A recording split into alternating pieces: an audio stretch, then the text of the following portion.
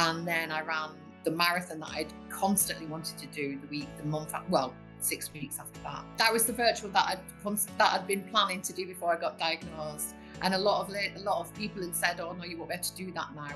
But to be honest, that was the only thing that kept me sane, because throughout the surgeries as well, I'd carried on running, which I would say, helped me heal mentally and physically with the mental health I'd gone through with the cancer. I was just so glad to be alive, so glad to be able to run, that I was just going to do it no matter what. And I'd ran Topless since, most days, and the empowerment and the feeling I got from that, and the messages that started to come in on my social media about what I was doing and how I was challenging perceptions, and people were sort of looking at it, like you said, double taking and thinking, what is she trying to say?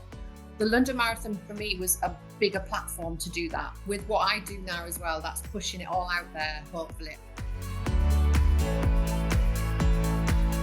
Louise Butcher is really getting people talking. Only just over 2 years ago, she would not have been able to foresee the events of the next couple of years, let alone where those dark times would take her afterwards. Running has been a constant for Louise that she's relied on to help her physically and almost more mentally through some incredibly difficult times. So it's no wonder Louise decided to use her favourite form of movement to help reduce the stigma she experienced around talking about breast cancer and life after mastectomy. Life rarely takes the path you expect it to, but sometimes its challenges can help you to really find who you are. Louise has turned one of the hardest ordeals in life into a mission to raise awareness, and she does so now with huge passion and positivity. Speaking to Louise was fascinating, and I'm sure you'll take a lot from it, but please be aware that we do discuss her cancer diagnosis, subsequent surgeries, and more in detail. So if these topics are difficult for you, then please decide if this is the right time for you or anyone nearby you to listen. I started this inspiring conversation by asking Louise what life looked like for her before 2022. So before 2022, I was very mixed up. I had health anxiety. I was quite stressed. I was stressed a lot of the time, really stressed. I constantly thought there was something wrong with me, even when there wasn't. I was down the doctors a lot. I was worrying about all sorts of really insignificant things, and kind of in a little bubble of isolation, and didn't like to be socializing or out and about. So yeah, I mean, at the time it was kind of my normal, but now I look back on it, I realize I was quite ill. Right. Yeah. Okay. And was running a part of your life at that point? It wasn't. The reason I started the running was to help my mental health. So it got so, I had therapy for the health anxiety because it got so bad that I couldn't really leave the house, or I was waking up every day with this sort of doom sort of feeling. And so I had therapy for about 10 months, and then I started using the running as a way of um, feeling that if I was running, then I couldn't be ill, because if you're ill, you can't run. Or that's how I thought about it. I thought, Sure. well, because I was starting to think there were things wrong with my heart. I was thinking that I was going to have a heart attack. So I thought, well, if I'm running, I can't be having a heart attack. And also, while I'm running, I'm making my heart stronger. So it was kind of like Yeah. a little bit of a way of telling myself that I was fine. And that's why I started running. Okay. And so when was that? Was that later in life? Yeah, it was. So it would Yeah. have been around about, not that long ago, to be honest. I would have said about 4 years. I'd kind of run on and off before COVID. And then it was sort of a little bit sporadic. I'd run and then I'd stop for about 6 months. Then it was just around after COVID had hit, I'd sort of put weight on and felt unhealthy as well. And it was kind of all that sort of time. So yeah, I would have said about 4 years ago, I kind of started doing it. And then it was round about 2021, after I'd seen the London Marathon, that I thought I want to do a marathon. So it would have been then when I started to get serious about it. And so you signed up for the London Marathon, but then it became the virtual London Marathon. Is Yeah, that right? because I couldn't. Yeah, I didn't get in the ballot, and there was another way of doing it then, because you could do the virtual, you could run around your own area. And I thought, I think it cost like 35 pounds to do that. And I thought, well, you still get your medal, you still get to do the run. They track you, it's all proper. So I'll do that. And that's what I started to train for, which would have been, probably started training in 2021. around about just after the London Marathon, so October time. Right, brilliant. Yeah, So nice to set yourself a goal and think, I've got something to aim towards, and that's always a really good thing, isn't it, to have as a distraction from the day to day, so that you've always got a sort of a path that you're on in a way that always yeah, helps in life, or for some people anyway. yeah, definitely. Yeah, I always felt that if I wasn't doing anything or I didn't have anything to focus on, or there wasn't anything productive, that's when I started to go internal and start being productive on my body, which was kind of like the health anxiety, I think. So yeah, the running became a way of also medicating it, but also having a focus at the end. Yeah, a healthy distraction Yeah, ultimately, but definitely. with so many benefits. Exactly. And so then you hit a block in the road, as it Yeah. were. So I was training probably around about 6 months into training for the London Marathon virtual.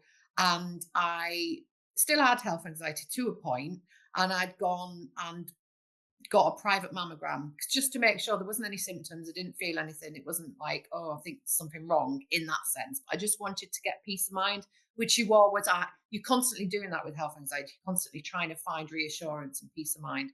So that was kind of my reassurance, because I hadn't been called up for the NHS one. So I went for that and it was clear. That was in the March 2022.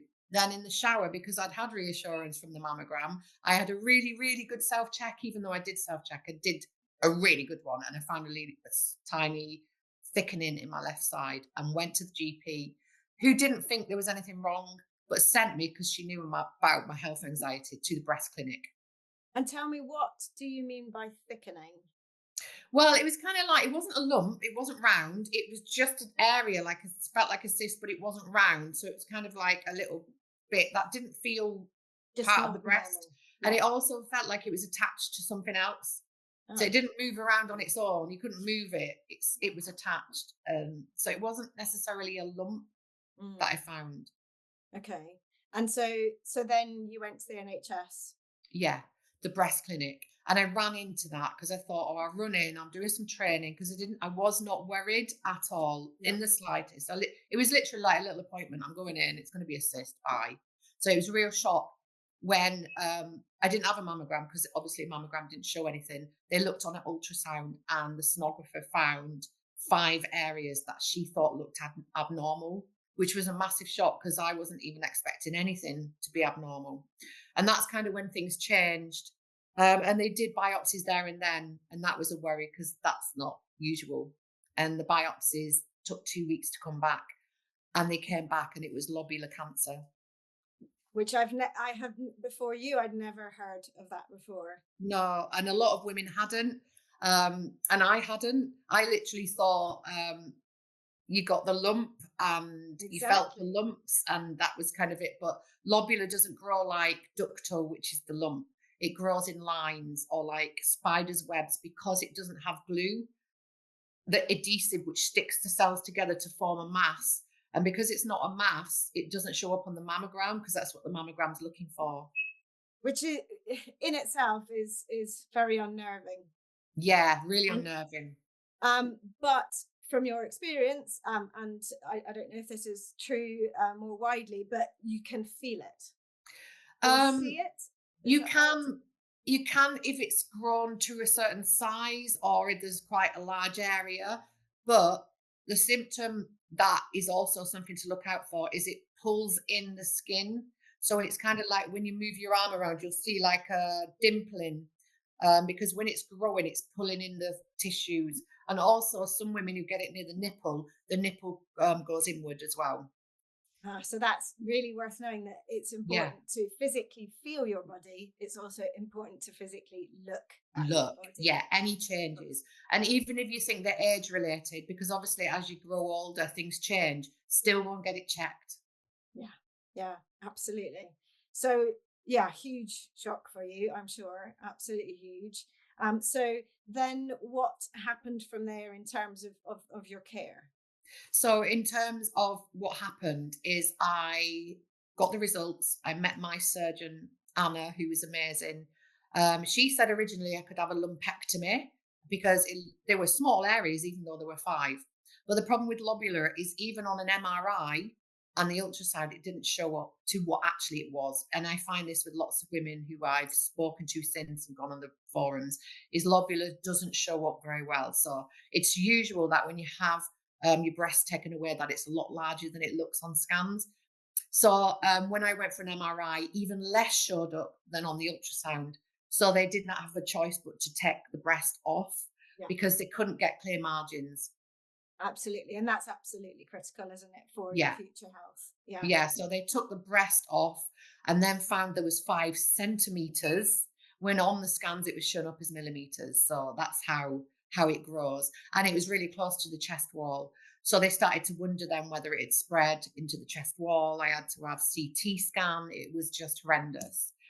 Luckily, they couldn't see anything. Doesn't mean it's not there, but I took that as it hadn't spread. It wasn't in my lymph nodes. But as we went on, I couldn't cope with one breast. And I kept saying, I can't do this. I'm looking at this one and I'm seeing what I've lost. I actually could look at the scar really easily, but I couldn't look at the other breast because it just was felt like a killing machine by then. I didn't know if there's any cancer in there because it didn't show up on scans. So, and what was really good about that is the surgeon did actually take that one off when she had to go back into the left side to get clear margins. And is that a normal occurrence? Is it No. usual to do that when No, it's not. And unfortunately evidence? on the NHS, they won't take off a healthy breast, which they thought that the right breast was. And a lot of ladies I've spoke to really have to advocate to get that taken away. It is moving on, and we are seeing there are hopefully going to be changes in the NHS to give a double mastectomy as an option, flat closure surgery as an option. So hopefully we're moving towards that.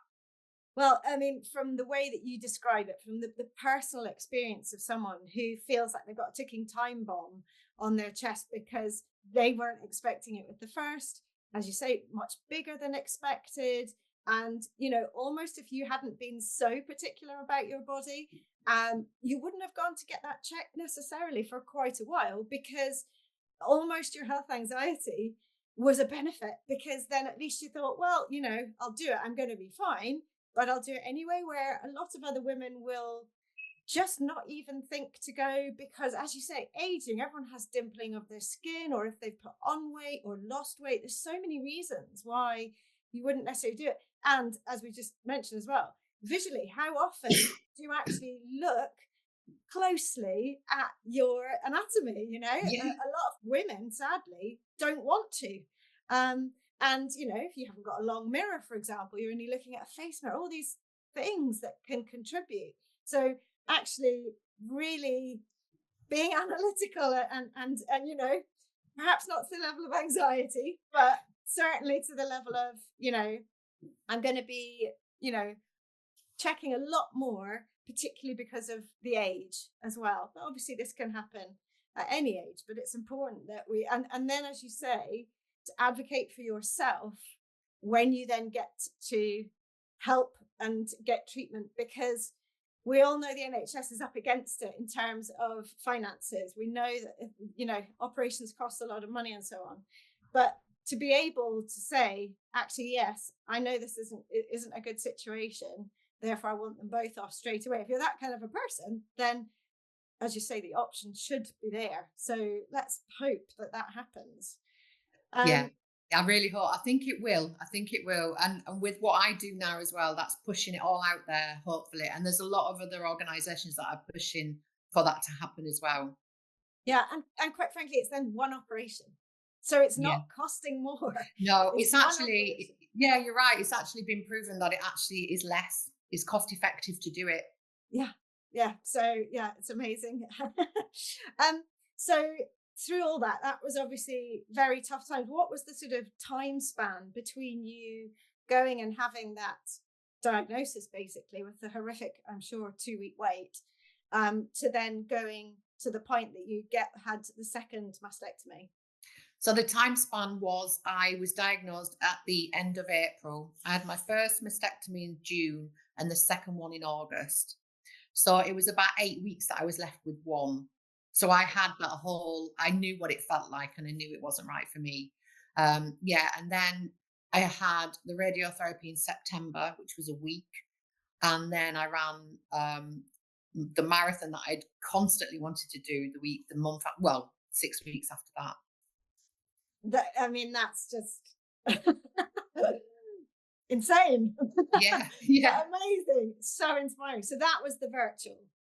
That was the virtual that I'd been planning to do before I got diagnosed. And a lot of people had said, "Oh no, you won't be able to do that now." But to be honest, that was the only thing that kept me sane, because throughout the surgeries as well, I'd carried on running, which I would say, helped me heal mentally and physically, because obviously the scars. They even say now when you have operations, they don't want you lying in bed; they want you to get up and move. Get going. And Exactly. all right, not train for a marathon, but for me, that was my normal, because I was training for a marathon. It wasn't like I just suddenly started training. I'd been training for 6 months when I was diagnosed. So I wouldn't recommend someone just suddenly start training for a marathon. But it was my normal. And so obviously I left it a few days until I started trying to walk, and then the pace got quicker. And it was probably about 3 weeks before I was properly running again. So yeah, it wasn't like I got up the next day and started running off down the street. There's no way, because it really is painful and you can't do that to your body. So I did it properly. I didn't ask anybody or the nurses if it was all right to do, because I had a feeling they'd say no. I wonder why you had that feeling. Yeah. Absolutely. But I love it because it's absolutely doing what your heart, your gut is telling you is right for you. So you were absolutely responding to what your body knew was right for it, and you did take it gently. You didn't just get up and run, which I'm sure would have been immensely uncomfortable. You tapered up, but really in quite quick fashion. And I suppose that was because you had the deadline in a way. So you had to. And tell me, what was the maximum distance that you'd run before that? So before I'd done 17 miles, I'd got to 17 miles and I did that. That would have been, so I would have done that. That would have been probably 5 weeks after. Yeah, because I obviously would have had to do that. So yeah, and that wasn't too bad. I found that, to be honest, the marathon, because I've done 3 since that one, that was actually not too bad considering what I'd been through, what my body had been through. And I did it in quite a good time. I did it in 5 hours, 5 minutes. My best time was the second one, which was 4 hour 46. But the last one I literally just did was 5 hours 35. So that was a worse time. So even when I look back now, I think, oh my God. Yeah. Superhuman. Yeah. I think a lot of that was the driven. I had a lot of drive then. I mean, I've got a lot of drive now, but really drive, like, oh my God, it was just with the mental health I'd gone through with the cancer. I was just so glad to be alive, so glad to be able to run, that I was just going to do it no matter what. Yeah. Even if you walked for half of it and took 10 hours, it wouldn't have mattered, would it? No. Because the point was, this was a goal you'd set prior to diagnosis, where you were not going to let that go, because I presume you didn't want the cancer to define you. You didn't want the mastectomies to define you, and the surgery, you wanted to be you, who was you achieving a goal. As we said at the beginning, it's great to set goals, but very few people, I think, would have managed to go through. A lot of people wouldn't have given it a second thought to actually continue it and go through with it.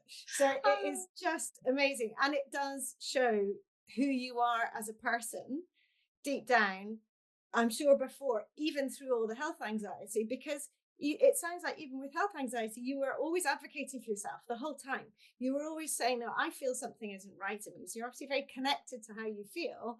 And maybe you were wrong about things on many occasions, but this time you really were right. So, so that drive to find things out obviously has served you ultimately, because, and you could have been left for longer otherwise, it could have been a lot more difficult. So tell me, why did you choose flat closure surgery, and can you just explain to people listening what that means as comparison to other types?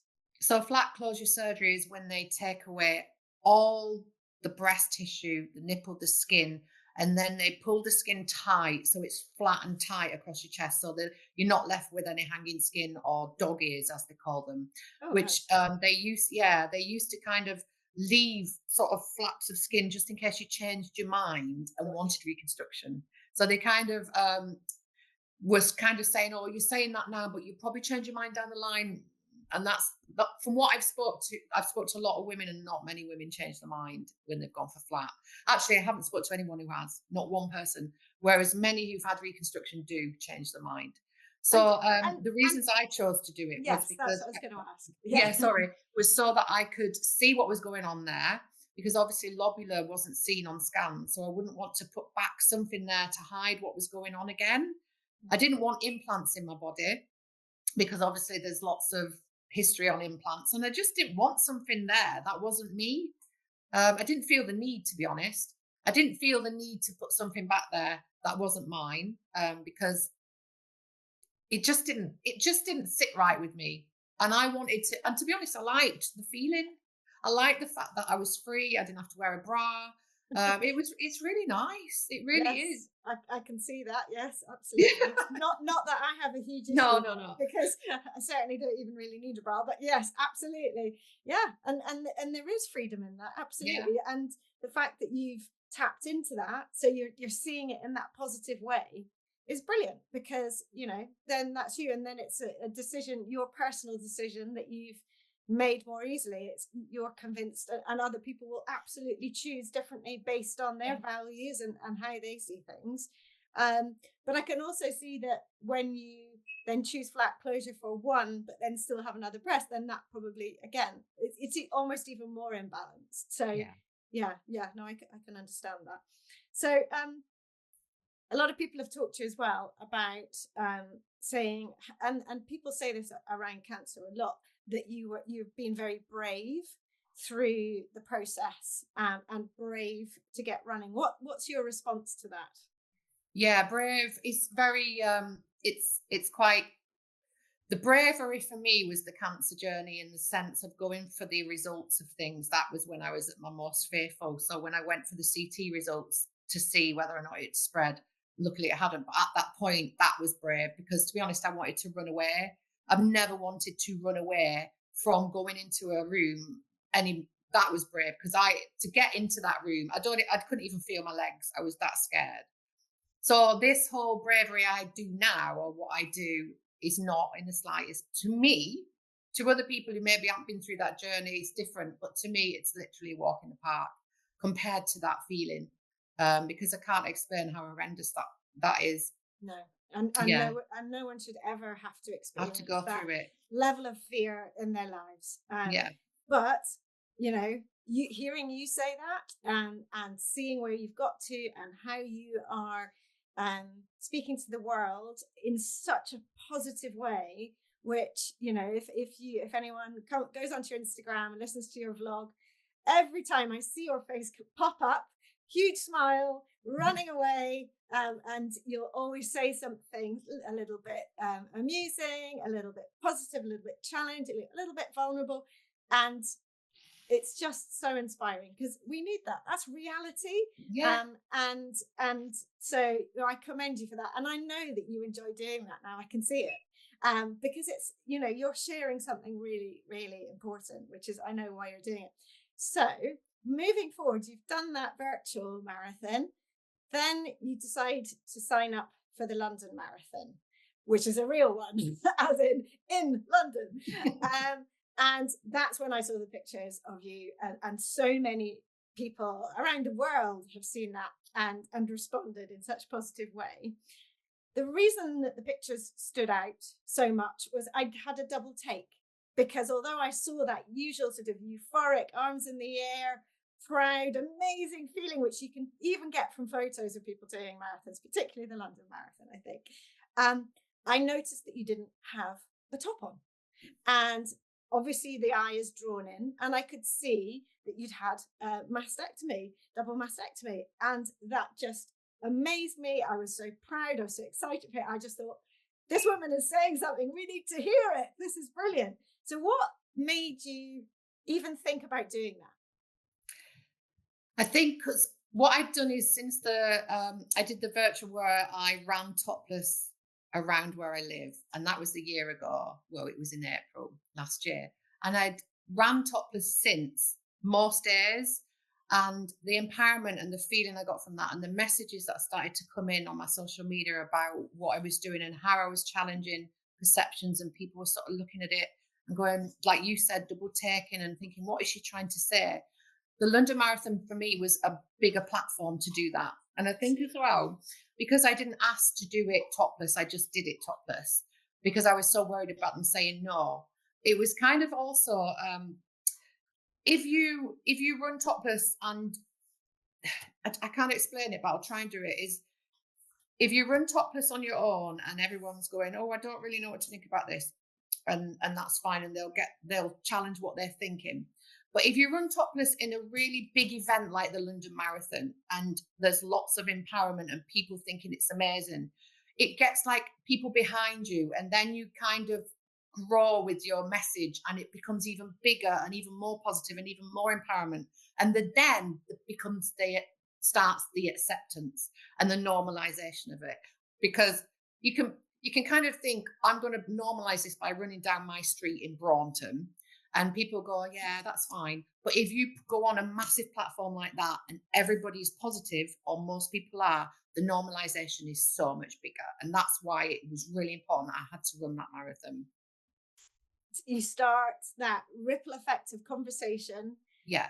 be it conversation just between individuals, conversation online, conversation with journalists, and so on, where you reach out to these people who perhaps have not been feeling great about this horrendous life experience, one of the worst things that can be thrown at you, and perhaps are not feeling great afterwards, because you say that you found that there was quite a lot of stigma online about having mastectomy, being making that choice, which is horrendous, but also just the discussion around breast cancer, because cancer in general, but also breast cancer as it's so common, and Yeah. yet women are left perhaps sometimes feeling not being able to be their full selves because of the experience. Yeah. So you getting out there and doing that and continuing to do it on your Instagram is just incredible. And as you're saying, you're changing the future of, hopefully, well, certainly treatment, but I would love to say also diagnosis, because if we have, what you didn't mention, the proportion of people, of women who get lobular breast cancer. What's Yeah. the amount? So that's about 10 to 15% is lobular, which is actually, even though that sounds quite small, that's actually the second most common form of breast cancer after ductal. So actually it's massive, really. It's massive. And when you take it away from percentages and make it real people, that's an awful lot of Yeah. people for whom, as we said, it's a really traumatic time, and they didn't know about it before. So I would love, if ultrasound is important, we should be doing ultrasound, shouldn't Yeah. we? We should be having that as our and the other line of defense. Yeah. Because if mammograms don't show this type, then it's critical, isn't it? It's totally critical. And from what the research had done, it's very, very common in women aged 40 to 50, lobular breast cancer, because it's usually estrogen fed. Right. Yeah. Okay. Yeah. Which is, yeah, that's very interesting.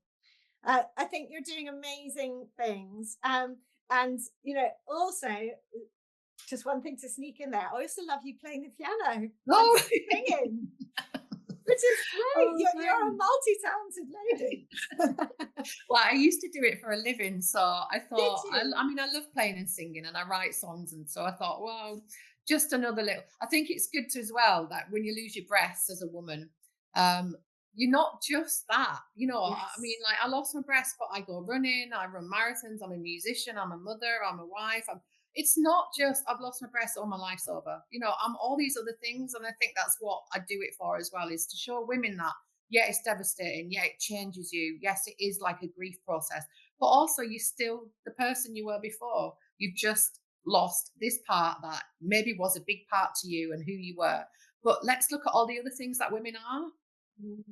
So yeah, hugely important thing to say, and so true. We're the sum of all our parts, as you say, and also, like, you know, through this you found a wonderful purpose in addition yeah, to where you were, which, you know, clearly has helped with the anxiety that you had before as well, and yeah, you know, and will serve you for a long time. Because sometimes it's the strangest things bring us some purpose in life, don't they? yeah. And that is true. My purpose now is this. I mean, I got a message the other day which said, I was in tears, and this lady had said that her friend had cancer, and she was literally giving up on life, and she started watching my videos with her friend, and it made me cry because her friend had done this, and her friend sat with her and watched these videos, and it's literally given her a reason now. She just watches these videos, and I just started crying. I was like, oh my God, because I know what I'm doing is changing things, but when you get messages like that, you realize how much,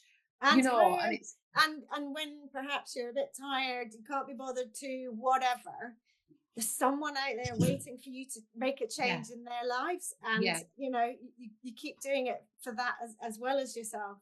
yeah. Yeah, no, it's absolutely fantastic. So obviously you've made movement really matter in your life. You're using movement, which, you know, it's amazing. You haven't been running for that long and yet you're banging out these marathons. Amazing. Yeah. Clearly you were meant to be a runner. And so again, it's also finding that as your purpose as well is brilliant. Yeah. But so you've made movement, so you've helped to use movement to create a message, to create a message, and so you're using it as, you're making it matter as a vehicle. Sorry, that was a bit of a ramble. All I was going to say was, do you have any final sort of closing advice for women in particular, given what's happened to you, and about their futures? Yeah, I mean, I think that the running obviously is always going to be something that I advocate and talk about, especially, I mean, it doesn't have to be running, it can be any kind of movement, just getting up and walking around. I think obviously it's just scientific now, the endorphins that causes with your moods and all that. So if you are going through that kind of dilemma or anything, just to keep moving, just to keep going out, just to keep going outside. Being outside is just healthy in itself. It just takes you out of the room. I don't like spending time in a house or in a box or inside, to be honest, because that's when I start going internal. And I think that happens to a lot of people. So yeah, I think people need to get outside. Just remember that. And also it makes you realize that you are tiny compared to everything else. And when you put that into perspective, that makes you feel better. Yeah, absolutely. We are all as one in that sense. We're all work, and we all have to work together. So yeah. And you're certainly doing that to help others. I think your story is truly incredible, and so grateful for the time and effort that you've put in for this podcast.